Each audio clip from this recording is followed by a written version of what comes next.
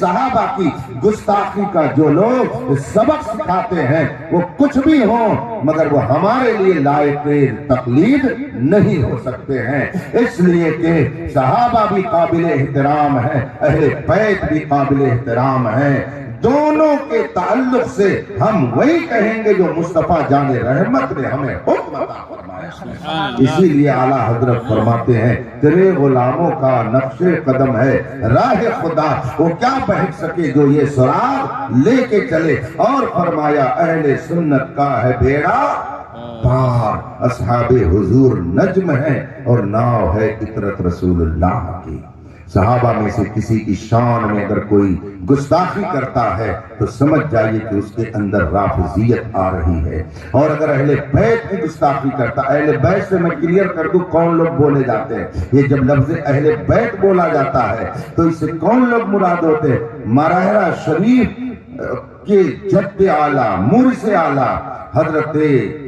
سیدنا میر عبد الواحد بن گرامی قدس سرہ السامی کی بہت مشہور کتاب ہے، اس کا نام ہے سبع سنابل شریف۔ وہ فرماتے ہیں کہ اہل بیت تین طرح کے ہوتے ہیں، تین طرح کے ہوتے ہیں، ایک اصل اہل بیت، ایک داخل اہل بیت اور ایک لاحق اہل بیت۔ سبع سنابل شریف میں فرماتے ہیں، آگے وہ ارشاد فرماتے ہیں اصل اہل بیت کون ہے؟ فرمایا رسول پاک کی بیویاں اور آپ کی چاروں صاحبزادیاں، یہ اصل اہل بیت ہیں، یہ اصل اہل بیت ہیں۔ اور پھر حضرت سیدنا مولائے کائنات اور حضرت سیدنا امام حسن مجتبیٰ اور حضرت سیدنا امام عالی مقام امام حسین رضی اللہ تعالی عنہم، ان کے بارے میں میر عبد الواحد بن گرامی نے فرمایا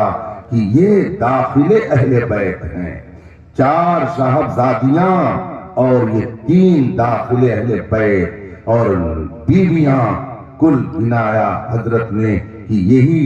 داخل اہل بیت اور اصل اہل بیت ہے۔ پھر فرماتے ہیں لاحق اہل بیت کون ہے؟ اس کے علاوہ جتنے سب لاحق اہل بیت ہیں، لاحق اہل بیت کے بارے میں فرمایا میر عبد الواحد بن گرامی رضی اللہ تعالیٰ عنہ نے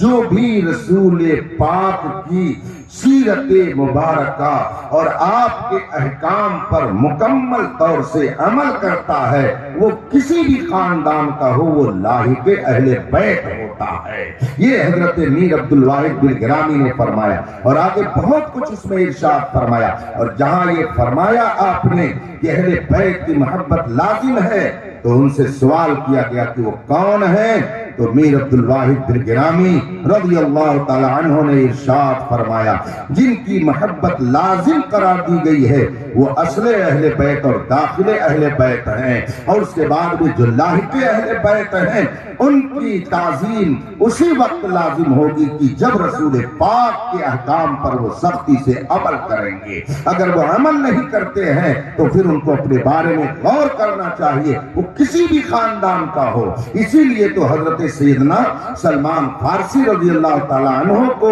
رسول پاک نے اہل بیت میں فرمایا ہے۔ کیوں اہل بیت میں کیا؟ جبکہ وہ رسول پاک کی خاندان کے نہیں ہیں مگر اہل بیت میں انہیں شمار کرایا۔ کیوں شمار کرایا؟ اس لیے کہ وہ رسول پاک کی محبت میں اپنے آپ کو فنا کر چکے تھے، رسول پاک کی اطاعت و فرما برداری میں وہ اعلیٰ منزل میں تھے، تو رسول پاک نے فرمایا کہ سلمان اہل بیت ہے، یہ لاحق اہل بیت ہے، اور قیامت تک یہ سلسلہ چلتا رہے گا۔ کسی بھی خاندان کا ہو اگر وہ رسول پاک کا سچا وفادار فرما بردار شریعت کا پابند ہے تو وہ سب کے سب لاحق اہل بیت میں شامل ہے۔ یہ حضرت میر عبد الواحد بن گرامی رضی اللہ تعالیٰ عنہ نے فرمایا ان میں سے کسی کی توہین یہ آپ کے لیے ہلاکت و بربادی کا سبب بن جا سکتی ہے۔ اس لیے رفیقان محترم، صحابہ یا اہل بیت یا ائمہ مجتہدین یا سچے علماء کرام یا اولیاء کرام، ان میں سے کسی سے بغض کبھی مت رکھیے گا ورنہ عاقبت خراب ہو جائے گی۔ دنیا بن سکتی ہے، بڑے بڑے محل آپ بنا سکتے ہیں مگر آخرت برباد ہو جائے گی۔ اس لیے اگر آپ آخرت کی کامیابی چاہتے ہیں تو اللہ والوں کے دامن سے وابستہ رہیے۔ خدا کا شکر ہے کہ ہم لوگ اولیاء کرام کے دامن سے وابستہ ہیں، اور رات کے اس وقت میں ان کے ذکر جمیل کی محفل میں حاضر ہیں، یہی اس بات کی علامت ہے کہ انہوں نے ہم پر نگاہ کرم کر رکھی ہے، ورنہ رات کے اس وقت میں ان کی یاد منانے کے لیے ہم یہاں بیٹھے نہ ہوتے۔ اللہ تبارک و تعالی اپنے حبیب کے صدقے میں ہم سب کے ایمان کی حفاظت فرمائے، ہمارے ملک کی حفاظت فرمائے،